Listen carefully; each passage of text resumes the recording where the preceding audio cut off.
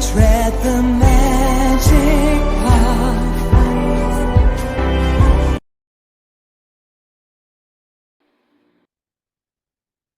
Hallo, hallo, ihr Lieben. Ich freue mich, dass wir heute wieder zusammenfinden im Rahmen der Maria Magdalena Vereinigung und das zum absoluten Feiertag Maria Magdalenas, dem 22. Juli. Und dafür haben wir eine besondere Gesprächspartnerin hier. So I'm happy to be here with you and to come together on the feast day of Mary Magdalene, 22 of July. And we are honored and happy to have you with us, Rachel Harris from United Kingdom, and you are located in Avalon, Glastonbury. And so we both met each other in the Goddess House in Glastonbury, and you have a long journey, past already a long spiritual journey in your life. And before we dive more into and talk, I would invite you to open our light chamber, yeah, maybe with meditation or prayer. I guess you have got something with you for us. So I hand over to you, dear Rachel. Oh, thank you so much, Petra, and thank you everybody for listening. It is such a joy and a pleasure to come with to come together in circle and be together and to create this energy and to co-create it together. We're co-creating this field of love, and of course, that is for me is what Mary does. Is she helps us return to love from where we've never left and so it's my joy to be here today. Thank you so much. So yes, please, will you join me? I have this chalice here, which I have charged up some water in the sunlight at the solstice. So of course it's just perfect for us now. The solstice, as you know, is all about stepping into the radiance, the fullest expression of who we truly are, and that is what we're celebrating today, of course, with Mary Magdalene, the radiance of who she was and who she still is for us today. So I invite you to either close your eyes or to soften your eyes as I call in Mary Magdalene. Beloved Mary, we call to you. We thank you for your presence in our lives. You who guide us to the truth of who we are. You who are always there, no matter what is going on in our lives, you are always there to show us the truth of who we are, to guide us back to divine love. You show us how to be that. You show us how to embody it.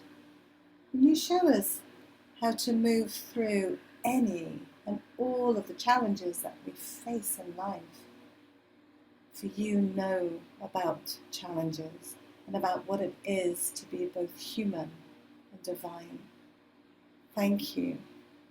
Maria Magdalena, we thank you. You show us how to be both human and divine. Blessed be.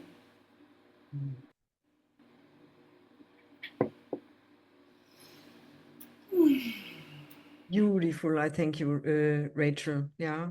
So Magdalena is with us. Yeah. And it's beautiful that you brought in the pure and also strong, powerful energy and being of the water. Yeah. From solstice. So, of course, we meet each other a little bit earlier than 22 of July. So both energies are in the feast day and the solstice. And it's a really so the veil to heavens is really thin. So everything what we do now, create now, talk about, setting intention is really supported by the divine. Also, of course, Mary Magdalene, the divine mother and father. And so I want to give some words about you and hand over then to you, because you do it in much better words than me, because it's about your growth, about your story. So I met you as a priestess of Avalon, and you are the founder of the Avalon Order of Magdalene. So you have got so many points in your life that I really need to read. And normally I've got it all in my mind. So of course you were working with healing energies, yeah, with spiritual coaching, channeling, and always, yeah, you want to help people, mostly maybe women, to connect with the highest potential, with the divine potential. Also, it's not just growth, spiritual growth, but also healing, yeah. And but your beginning was. Yeah, maybe you had two turning points in your life. The first time, it's longer ago, as you said, the root is the angels. Yeah, angels woke you up, and let's dive into it, how that happened. And then later, Mary Magdalene came to you, and so we can talk about the Magdalene codes and what are these for you. You share with the context of people who come to you. But now it's about your journey. Start where it started with the angels. How did it come? What is your personal? You are a mother. You had also personal loss, grief to heal. So, but we start with the angels. I hand over to you. How it comes. Thank you, Petra. Well, when I look back, actually, I kind of was a bit of a weird kid. I would go everywhere. My mum used to say, everywhere I used to go, I had to take certain books. There were 3 books, 2 books about Jesus, and 1 book about the fairies. And my mum, and I wouldn't go anywhere without them. And my mum and dad, I didn't come from a particularly religious background at all. We maybe went to church, well, for weddings, funerals, that kind of thing. And they were really good people, wonderful, wonderful parents I had. They were amazing. But they were a little bit like, what is this Jesus thing? What is it? So I think just looking back then, there was always a seeking, there was always a connection, which guided me throughout my entire life. And I also remember as a kid, some people may relate to this, I used to have nightmares, and I remember particularly my eldest, who used to have night terrors, sorry. Anyway, so I would have a nightmare, and it would be the kind of a nightmare that the monster's coming to get you, and then I have to get in from the back of my garden, where it was a bit spooky, back into the house, underneath my bed before the monster got me. And but it was that dream when you're just going through quicksand, when you're going through, you just can't move. But I managed to get under the bed, and I couldn't quite get my legs under the bed, and something would wake me up. Something would wake me up. And I used to go downstairs and say to my mum, "Mummy, did you just wake me up?" And she said, "No, darling." So, and now I know that was the angels.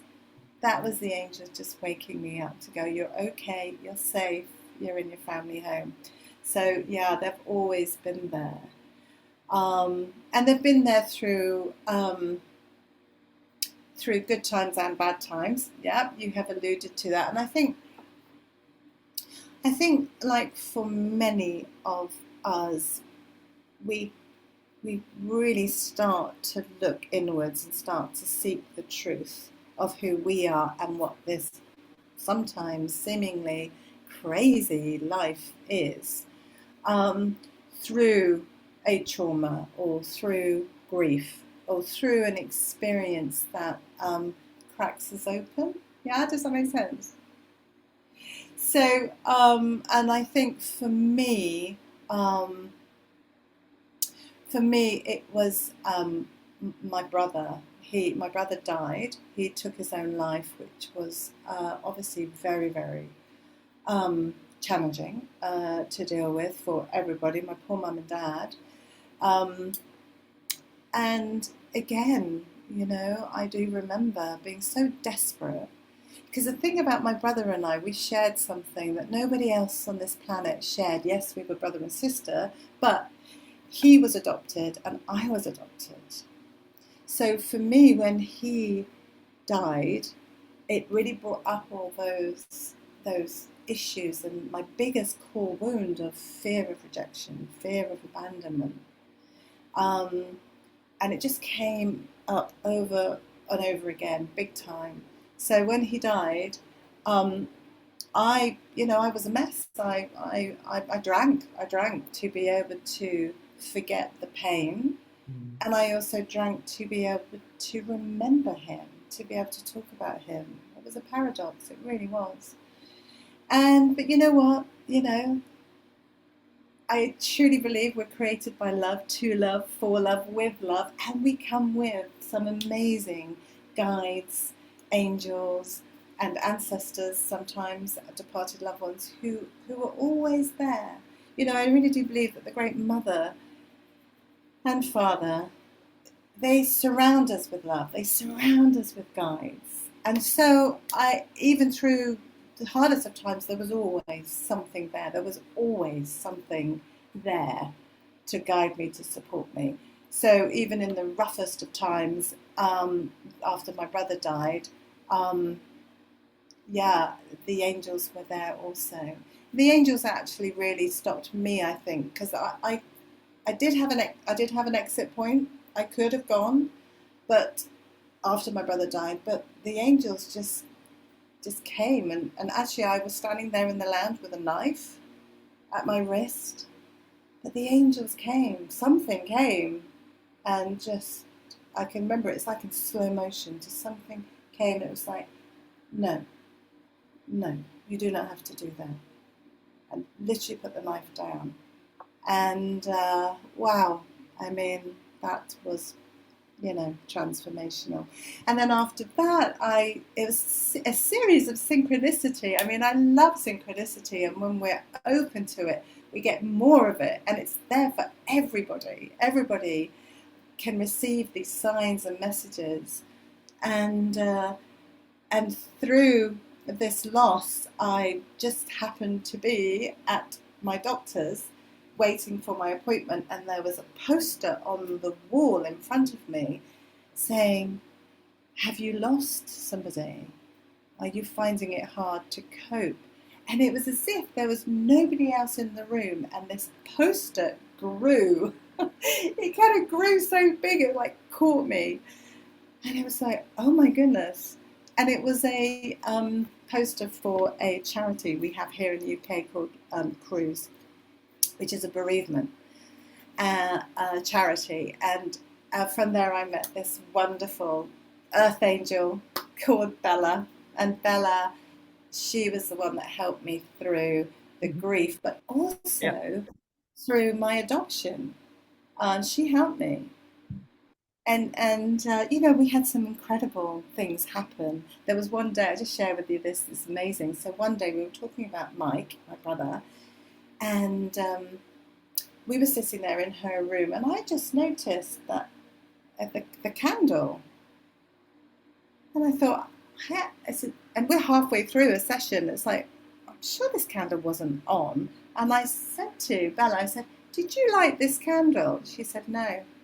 So this candle lit while she and I were talking about Michael, my brother.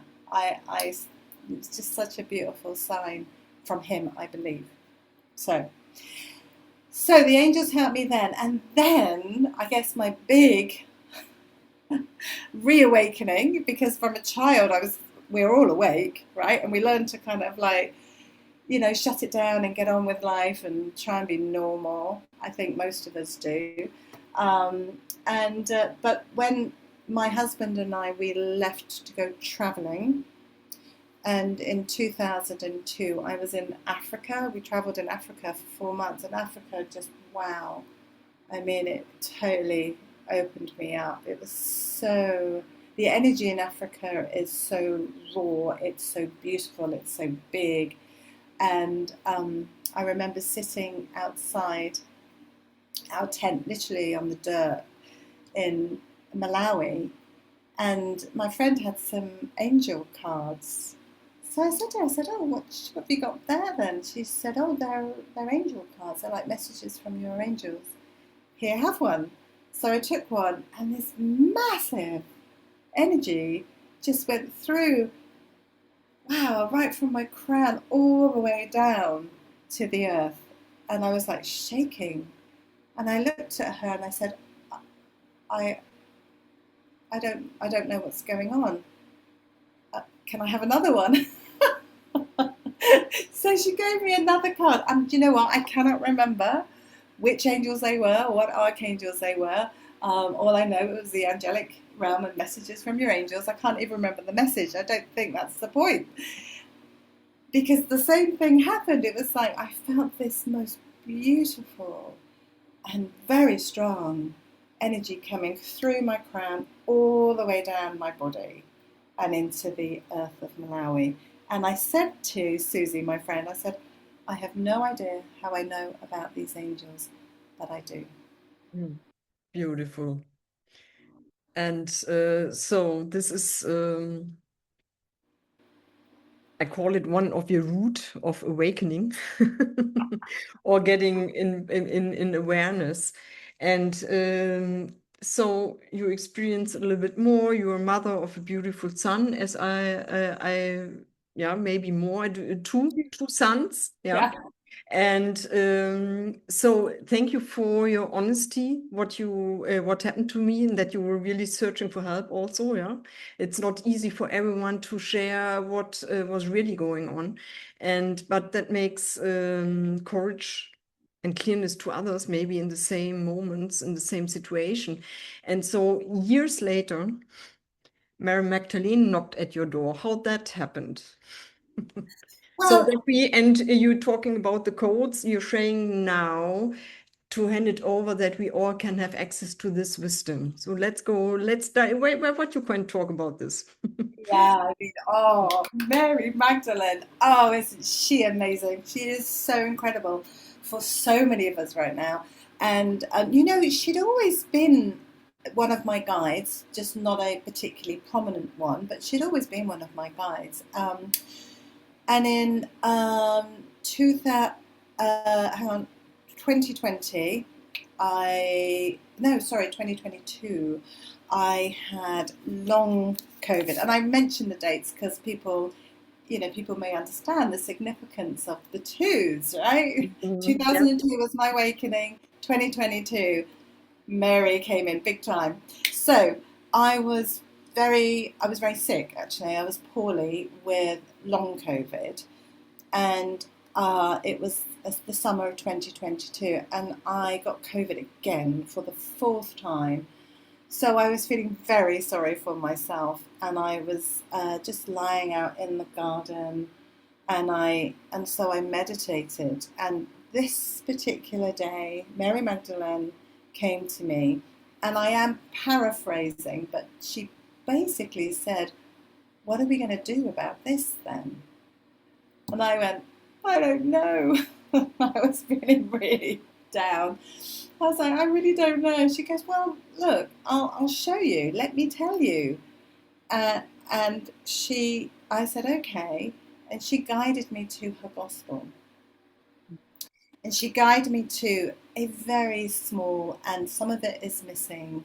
It's a tiny piece in the gospel, but oh, is it mighty, so mighty in its power and love and energy.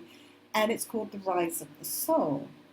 And it's described in her gospel as how the soul effortlessly overcomes the 7 challenges of the ego. So Mary guided me there, and she said, "Okay, so what we're going to do, if you're up for this, basically, I'm going to guide you through each of the 7 challenges, the 7 transformations, as we call it now. And for each, I'm going to give you a symbol and an activation." So I was like, "Wow, this sounds amazing. Thank you." And then my next question to her was, because I'm quite impatient, was, how long is this going to take? And she said, we're going to do one a month. And I was like, 7 months? Wow. So, and honestly, it was the hardest and the best 7 months of my life. And you know what? I still do the code every single day because it has changed my life totally and utterly. After the 7 months, I no longer had long COVID, and I'd had it for a few years. Mm. Long COVID completely gone. But you know, Petra, I think for me, what the most important thing is about the code is that things no longer bother me the way that they used to bother me. Just that it's like a miracle. It's like things are just like no, just no reaction, nothing there. It's like okay. And if things do bother me because I'm still human, so if there's still something there, if I get triggered by something, then I have something that we have something because it's there to be shared. We can move through anything, any of our challenges, any of our false beliefs, because that's what she showed me.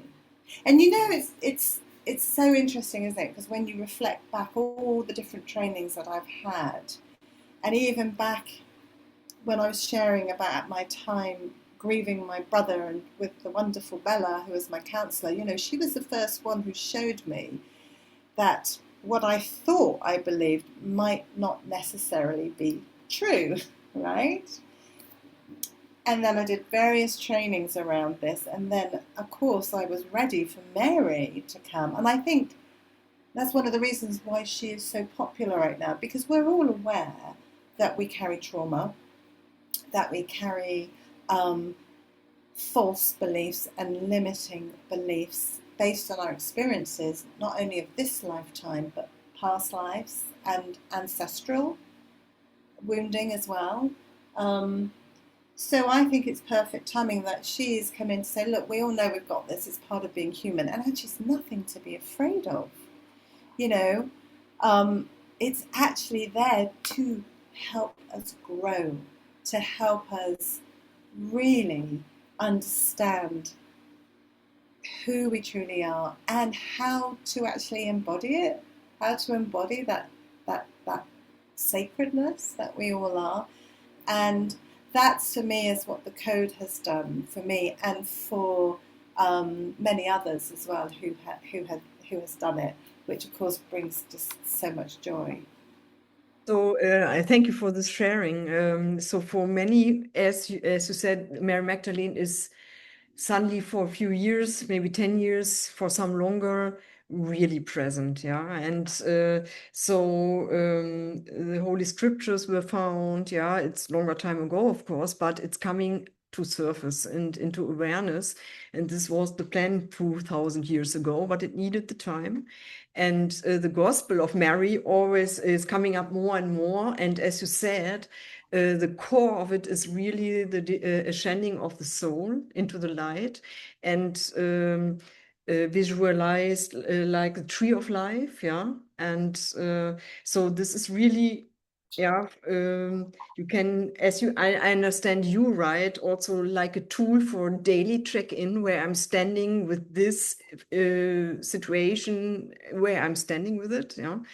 And so maybe, but for the people who don't know, yeah, about this gospel, and maybe it's a little bit not clear enough. Do you want to give us maybe one example of, yeah, you made your passage of 7 months, yeah, and you got the codes with a symbol, yeah, and of course what is connected with this.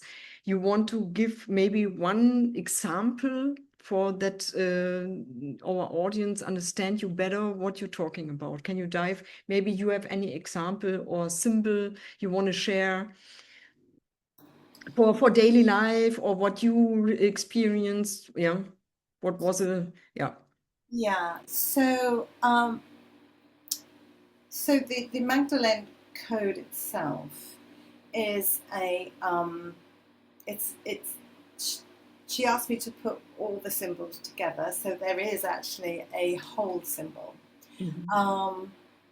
And so if you look at at wherever I am, you'll find that symbol. It's there, and also if people are interested in this Magdalene code, there is I do have my book that is coming out probably at the end of this year, autumn winter time, called the Magdalene Code, Mary's 7 Sacred Steps to Love.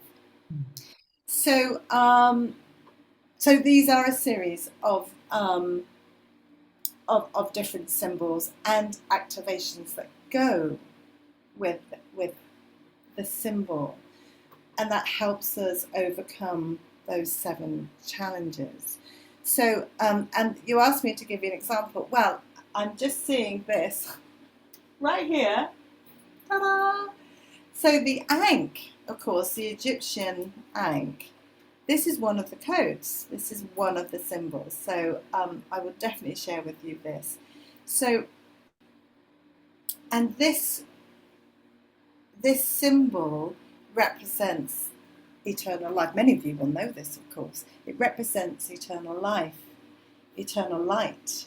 And actually, in the context of the code, it also gives us access to eternal joy, right?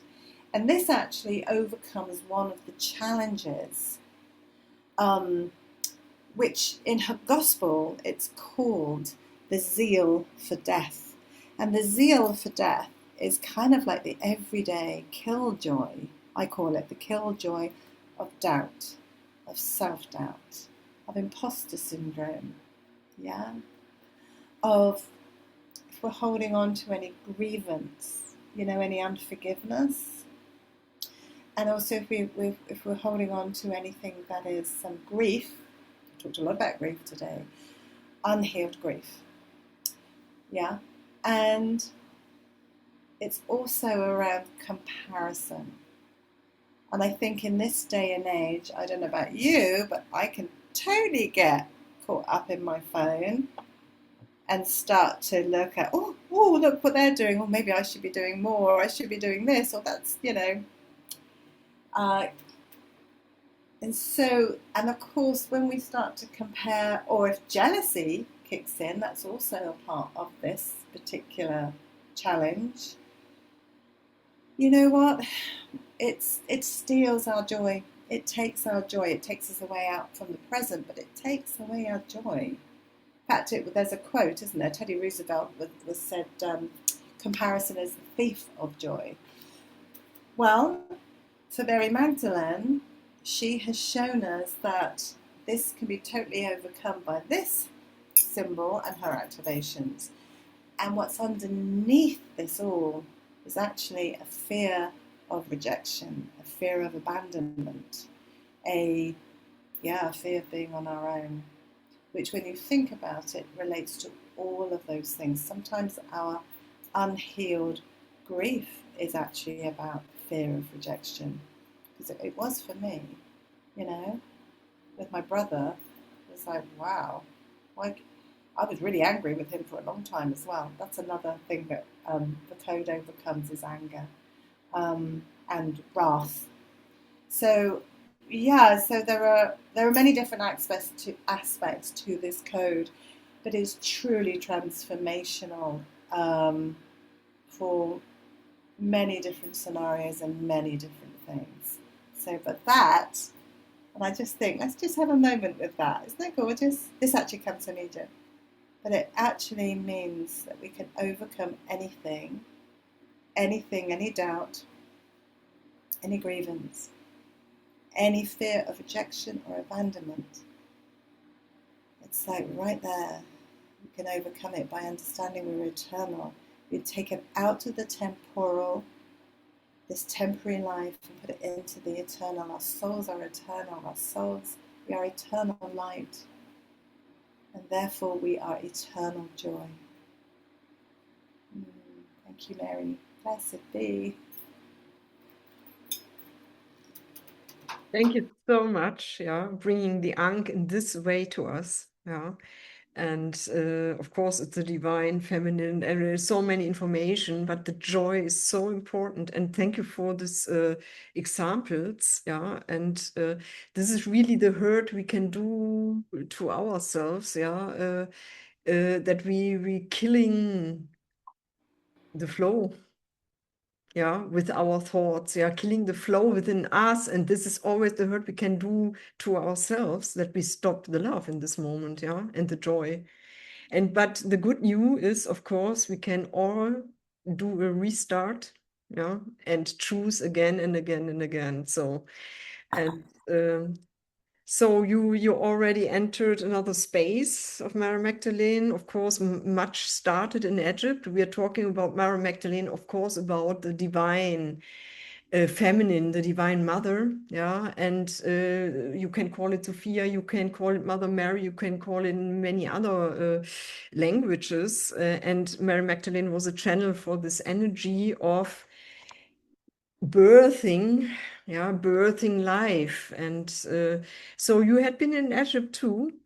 And of course, many know about Isis Temple, Hathor Temple, Dendera, but you talked about another place.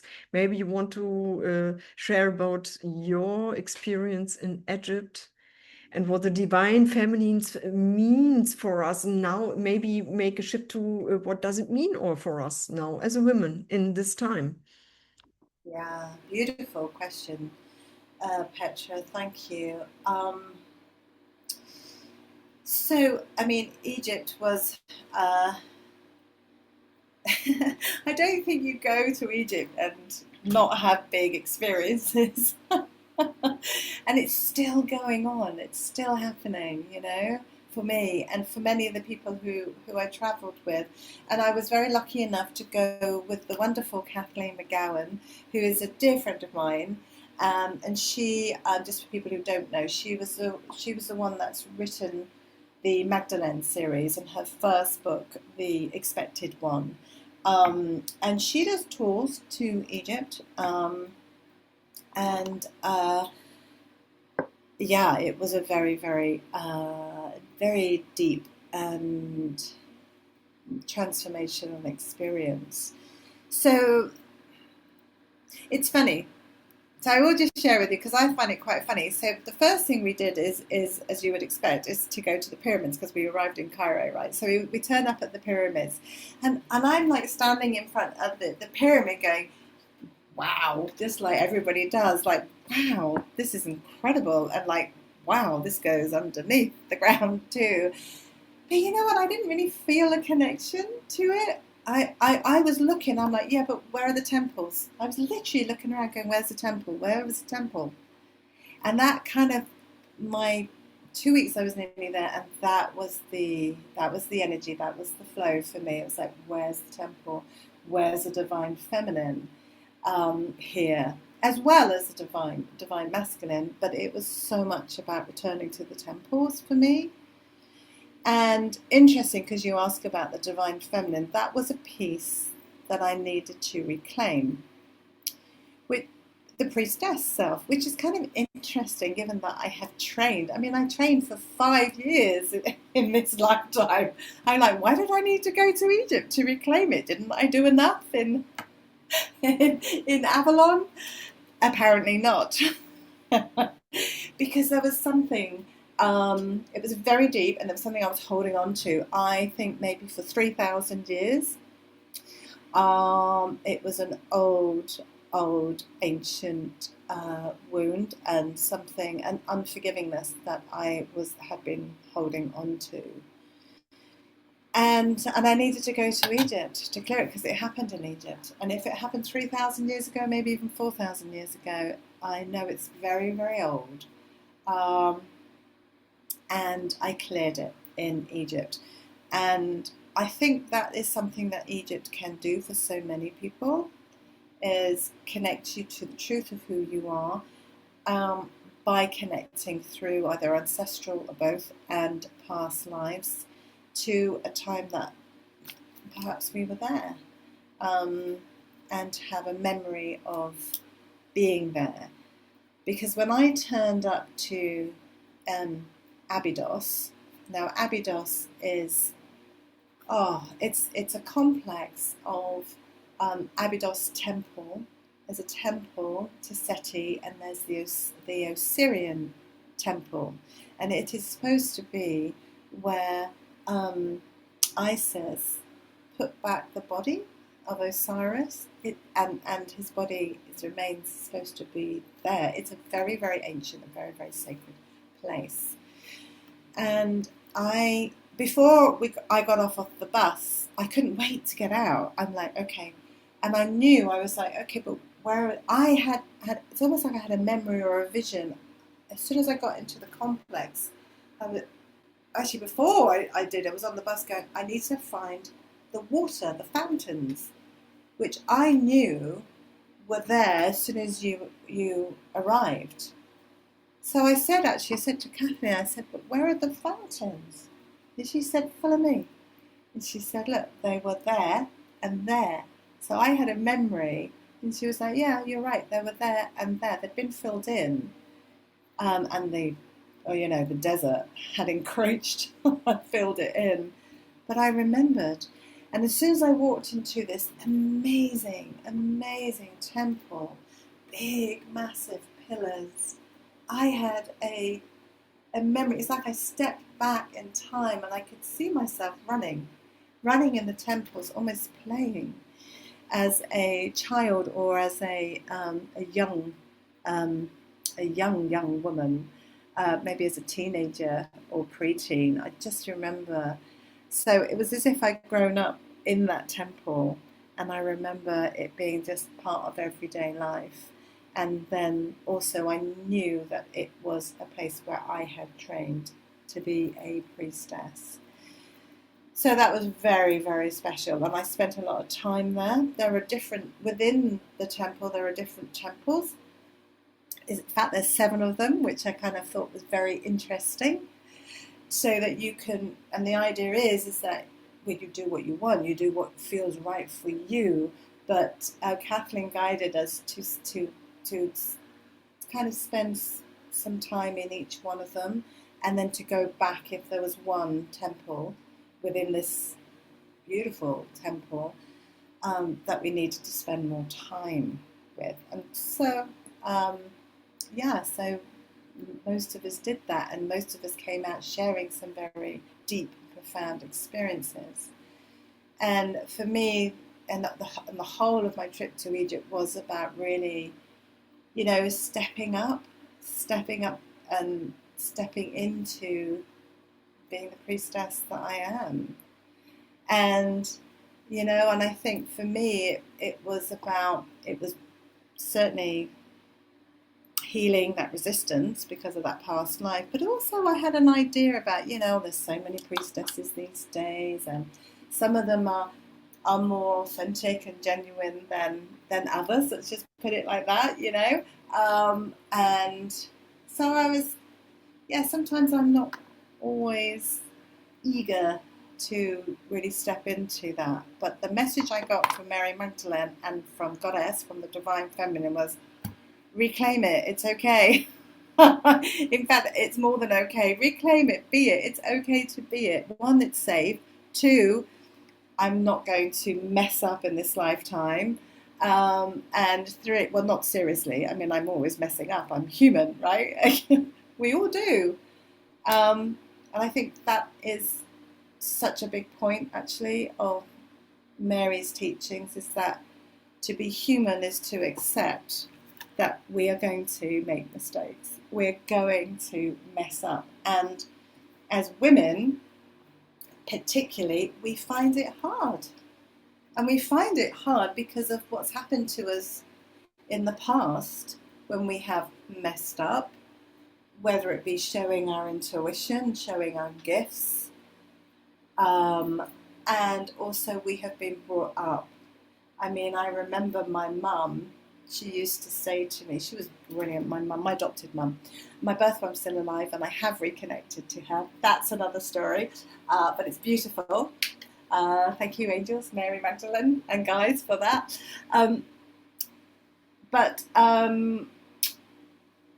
Sorry, I lost my train of thought there. I just got caught up in the moment. Yeah, so I think as women, my mum used to say to me, so right, reach for the stars. The world is your oyster. And then the next day she would say, yeah, but don't get too big for your boots. Right? It's an English expression. I don't know if you understand it, Petra, or if you have something similar in German. But it was like, yeah, but don't get too big for your boots. You know that don't put your head above the parapet, just keep safe. And that is the ego's game. Oh my goodness, the ego. And the ego per se isn't bad. It's there to keep us alive. But the ego's perspective is based on our limiting and false beliefs. So its perception of this world is skewed. It's off. It's not the truth.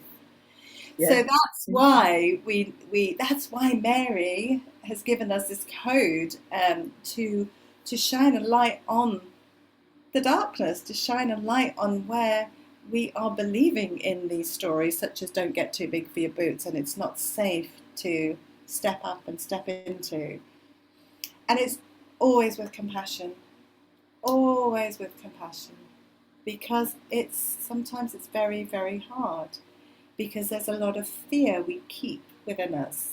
There's a lot of fear we have in ourselves. Our cellular memory remembers when we have been burnt as witches, or when we've been locked up and put into asylums by our husbands or fathers or brothers, because we're a nuisance, and maybe because we have some gifts, some psychic gifts, or just even intuition. So, you know, I just think that was part of my reclaiming, and this is what Mary's here about as well, for us to understand when those beliefs are talking, when those false beliefs are talking and controlling us, and to you said it, Petra, to choose again, to choose to come from love, to choose to come from truth, to choose to come from light. And I believe in what Mary's teaching us is to shine a light in those dark places. I would much rather, I put my hand up and go, I really want to know what's going on in the dark crevices of my mind. Bring it on, Mary. Please show me, because I don't want it to come and bite me or anybody else later, right? You know, I want to be free. Mm-hmm. And of course, that's the compassion. It's like, you know, we always are free. It's just the mind and the egoic story, the narrative, that keeps us locked in to these limiting and false beliefs. And you're true, you bring it in beautiful words anyone can grab, yeah, and understand and feel. And it's the invitation of Egypt can be also for you, for anyone, to feel you are allowed to be as you are. Yeah, as you said, reclaim the feminine. There is a worship, the feminine is worshipped there. And so the question of universe comes to you, how do you want to do it? How you want to be? Yeah, so the invitation to take. And so it brings trust, yeah, and growth, and the compassion. And the trust and compassion is growing. This is the main initiation when you go this path. Yeah, it's maybe not too spectacular, and it is, because these are huge steps within us. Yeah. And of course, when a mom says don't get bigger than your boots, then it's always, of course, the fear and want to do the best for my child and want to be safe. Yeah. And but this we all know, and then we can find a compassion again. Yeah. And but there's so much we could talk about. So we are in Egypt now. First, I want to mention we're excited to wait for your book. Yeah, you brought us many examples right now. So if you want to experience more, so get the book in wintertime. Maybe when it's coming out, let us know. Maybe we can put it into the newsletter again, as now it's on. Yeah, and also you're working out, inviting women, mostly, I guess. To spiritual journey to France, because we are also Avalon, we are Egypt, now we are in France and in the land of the Qatar, yeah. And so we collecting all the light seeds, yeah. The Holy Family seeded for us. And you want to maybe a little bit shorter, but you bring in what you want. What is the wisdom of the land of the Qatar? Why you go to France? Yeah, maybe you want to share something about this, or it's huge, the question. And I want to mention this also, because before I forget, you were online. You had beautiful initiation online days. 2 weeks and 1 week ago. Yeah, it was about 6 days or seven days, I guess. And I was at some points I could join you, and you were beautiful. You did your activations and also beautiful speakers there. And one of them was Kathy McGowan. Yeah, just to mention her as as author for a long time. She also was many time of her life in France, and she guided, she did the journey to Egypt too. So this is the connection. So all souls coming together. Maybe you want to share something about your vision in France. Yeah, I mean, you asked me, and it is a very, it's a big question, and because everybody has their own experience in Of France. course, but what it is for you, what can you give to the audience? Yeah, it's everyone. You bring in the ankh and the joy. For everyone, it is something else. Yeah. But yeah, but the thing is, everybody gets something when they go to France. When I think it's guided by somebody who is connecting with Maria Magdalena, and what we do in France, it's we bring the codes. Well, it's funny. I was just about to say we bring the codes to France, but of course they're already there. So it's a meeting. It's a meeting of where we're at with the codes, and it's to be able to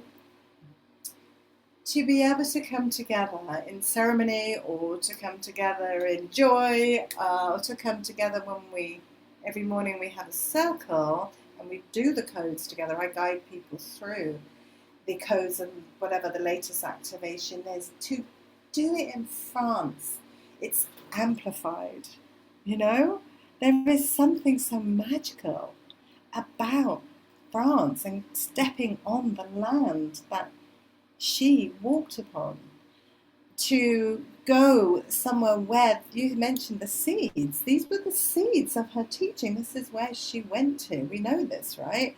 After the resurrection, she went to Egypt. There's the Egyptian connection. It is. She went to Alexandria, and then it is said after she had Sarah, her first baby, she then travelled to France. And there was Martha was there. There was a few others there that arrived into France. So and so I think for me to be able to go to those places where she taught, where she healed, where she spent time, and where perhaps we also have been. Because I really do believe if we have a connection with Mary Magdalene, then the chances are that we have a connection with the Cathars, that maybe we've had lifetimes as a Cathar. I certainly have a memory about being a Cathar, and many people who travelled with me, I've done 2 pilgrimages now, they too also have memory, and we reclaim that that part of us that remembers what it's like to be embodied, to live the way of love, just as she taught, no matter what, and to still stand in that faith even when faced with death, even when faced with the flames of the crusade, of course, that came to clear all the Cathars, to kill them off. I think that's very profound. It's the embodiment. It's the embodiment of these teachings. It's the embodiment of love. That's what is accelerated, I think, when we go to France, is that understanding of it. And the land itself holds these secrets, holds this mystical teaching for us to find. And the healing, the land heals as well. It's beautiful.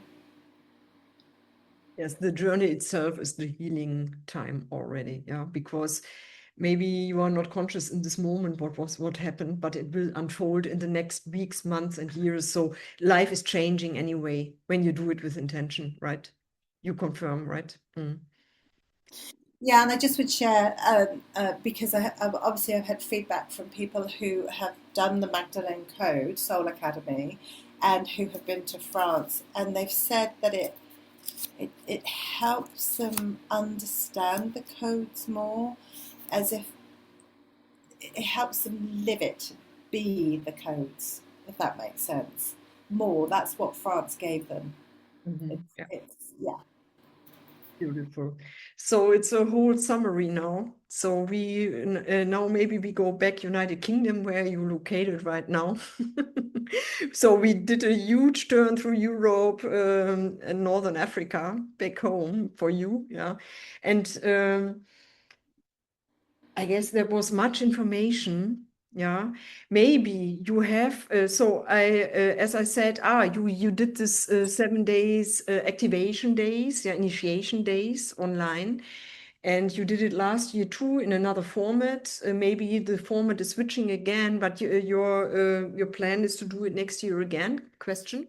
Yes. So Yes. let us know. Let us know. We can put it into the newsletter maybe also.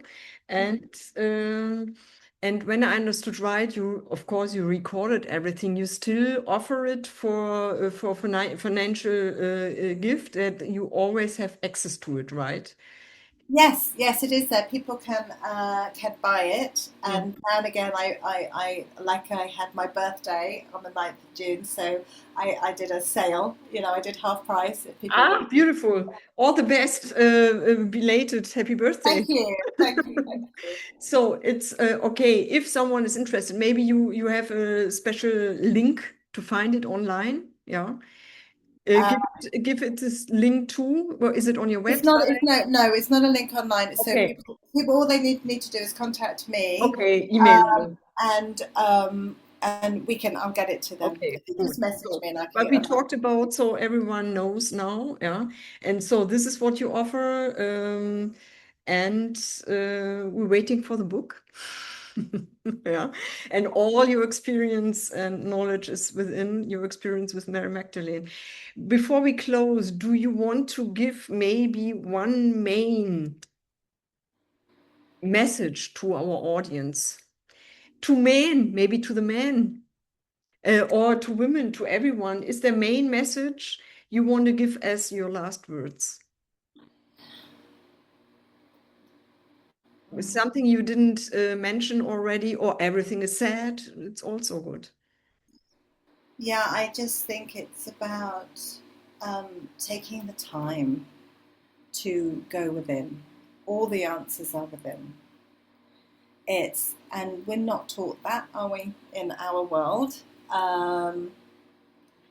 Necessarily, I think it's something that we have to learn or seek out. But I think that is the key. Always the key is that everything we ever need to know, everything we ever need to feel, is always within. So my blessing to everybody here is, if you would accept this blessing, is to take the time to tune in and to know yourself as divine and perfect, exactly the way that you are, and to find all that you ever need within. Find that love, that peace, that joy, that abundance, that purpose, that faith, that trust,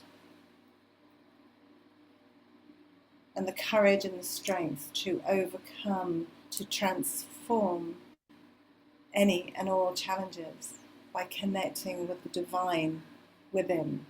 It's always within. Mother God, Father God is always there. And of course, as we all know here, as we're co-creating this field of love for ourselves and for others, Maria Magdalena, she's right here, always here. And she will help, no matter what, no matter how big or how small. She will guide us inwards to the truth of who we are. And may you always know the truth of who you are with every step, with every breath, or every beat of your beautiful heart. Blessed be. Thank you, Rachel, for this blessing prayer. It ended up something like a prayer. We are happy that we had you here. You are so very welcome to us and to Europe, yeah, and we see us again. And so I say goodbye to you, and I say goodbye to our audience. See you soon again. Maybe the last words I hand over to you before I stop our video. Just thank you. Thank you so much for having me. It's been a joy and a pleasure, as I knew it would be. And much love to you and to everybody. Thank you. And I just want to acknowledge Maria Magdalena for creating this. So much love to her too. Wow, what a woman. Much love.